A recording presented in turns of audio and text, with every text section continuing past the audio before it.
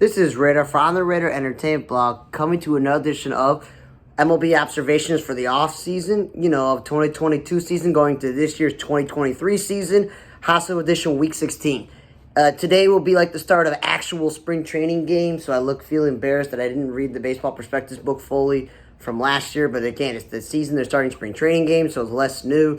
Edwin Rios, after this video was recorded last Friday, signed with the Cubs. The former corner infielder DH of the Dodgers, who hasn't been healthy, signed a deal with the Cubs. And the Cubs are going to probably play either Morel or Patrick Wisdom at third base, but Morel would be more useful in a super utility role, and same thing with Patrick Wisdom.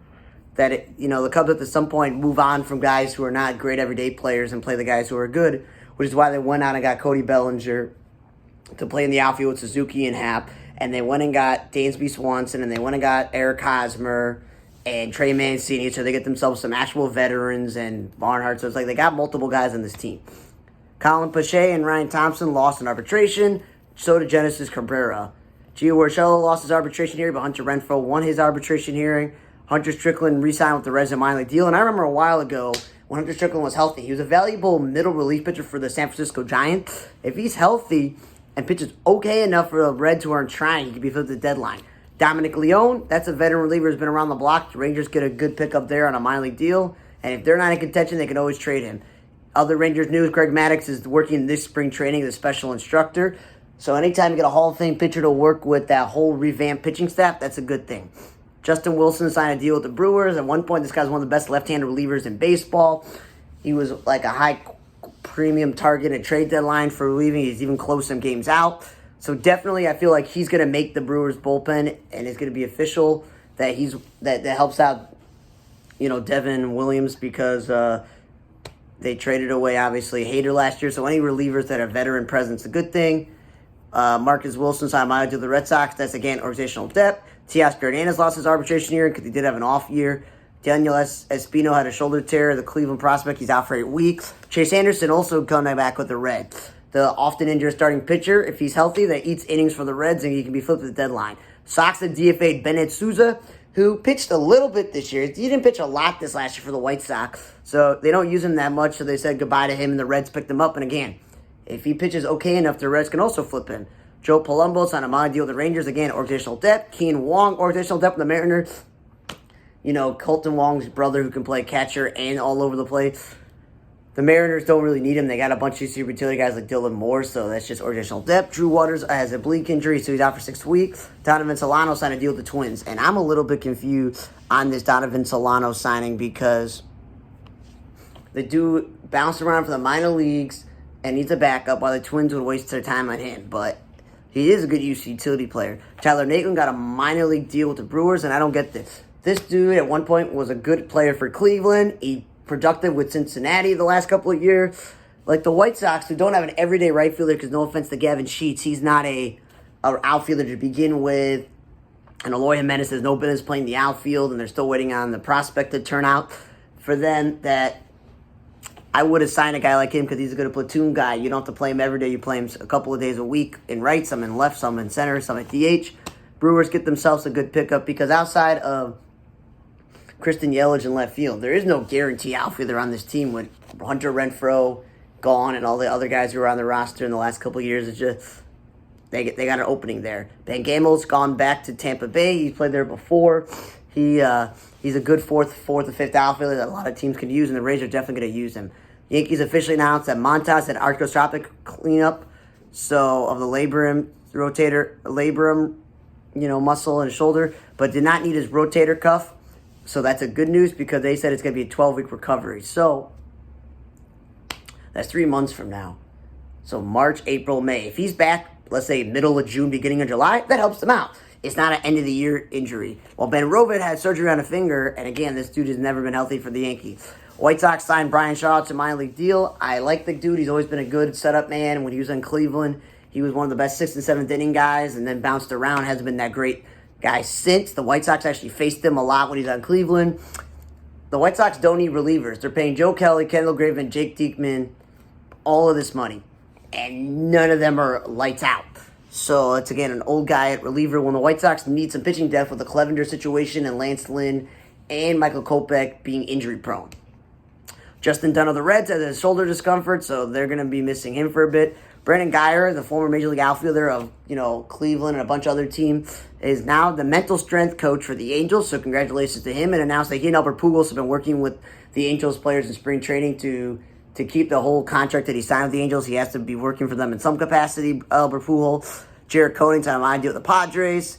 Austin Godos on a minor deal with Detroit, getting rotational depth. Osby Albies announced he had shoulder surgery in the offseason. Again, this dude had an injury last year. He missed huge chunks of the season for the Braves, and they said he had surgery in the offseason. This dude's not a healthy guy. Daniel Palco, former White Sox outfielder and Mets outfielder, has signed a minor deal with the Red Sox. And again, the Red Sox spent all the money on the foreign import in the outfield, and they got Raimel Tapia on a minor league deal, and obviously they were going to put Kiki Hernandez in center field, but with Trevor Story's injuries, they're going to play him as shortstop. And they got Verdugo, another outfielder who can hit some home runs in the left field spot, maybe right field DH spot. Couldn't hurt.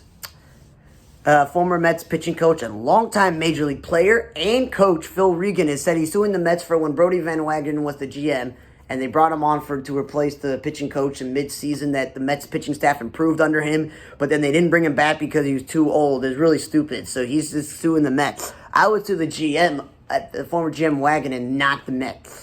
Cole Calhoun's on a minor deal with the Mariners, and I don't know how it's a minor league deal. He is still a good enough everyday outfielder for teams when, he was just the everyday outfielder for the... So I was wrong. Ben Gamble never played for the Rays. That's my fault on that. And, so what I'm getting at is that he was a good enough everyday outfielder with the Angels, and he went to Arizona, and then he was on Texas last year. I'm thinking to myself that, you know what? He deserves to be an everyday player, and that's another guy the White Sox could have signed to be the opening day right fielder, and when the prospect is up and ready, he become your backup outfielder. Yes, he's not a center fielder, but at this point, the rosters aren't 25, they're at least 26, so you can have an extra outfielder on your roster. But the Sox are okay with having Victor Reyes, Chris Shaw, I think his name is, Billy Hamilton, and Gavin Sheets playing right field. I guess so.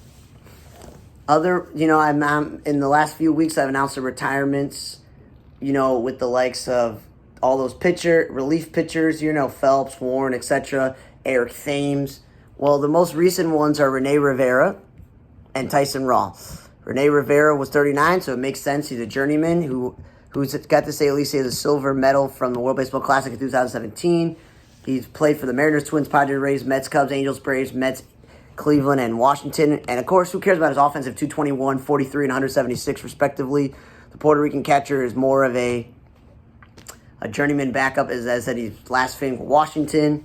It is announced that the news headline is that he's now the manager of the Friedrich Key and the MLB Draft League. So as you remember, when the pandemic happened and the minor league season was scrapped, they also said they were getting rid of a huge chunk of minor leagues. So instead of every team having AAA, AA, single A, and having multiple single A's and multiple rookie balls and all this other stuff, that they're going to cut down on stuff. So they said, we're cutting down on a lot of the short season rookie ball and single A stuff. So we have this MLB Draft League, where guys who are going to be in the upcoming draft, they get to all compete in a league together, so they can get themselves ready for Major League Baseball and the whole system. So he's going to manage one of the teams. While the other pitcher who quietly announced his retirement and hasn't officially pitched in the Major League since 2019, because he signed a minor deal with the Giants in 2020, opted out due to the pandemic, which his brother Joe Ross did, and then he signed with the Rangers on a minor league deal, but never actually made an appearance for the organization. He's been officially hired as the Dodgers Special Assistant to Player Development and Player Performance Department.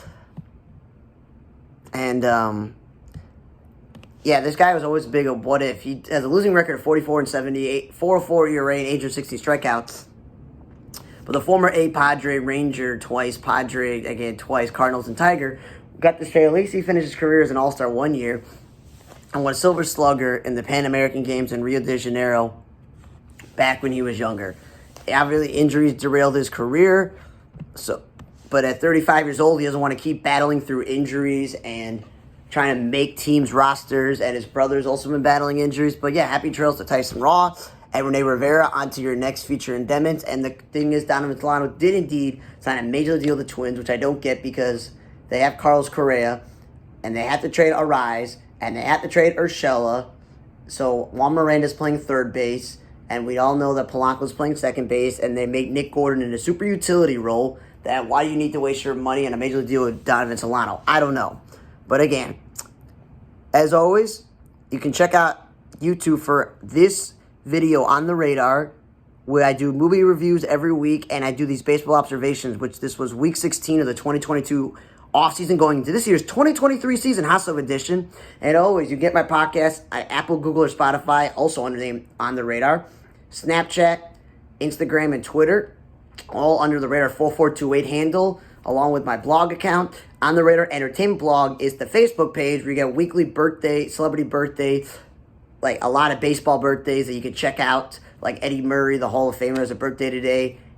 And you can check out ontheradarmedia.com, my website, and TikTok is On the Radar Media as well. For On the Radar Table Blog, I'm Radar. See you guys next time.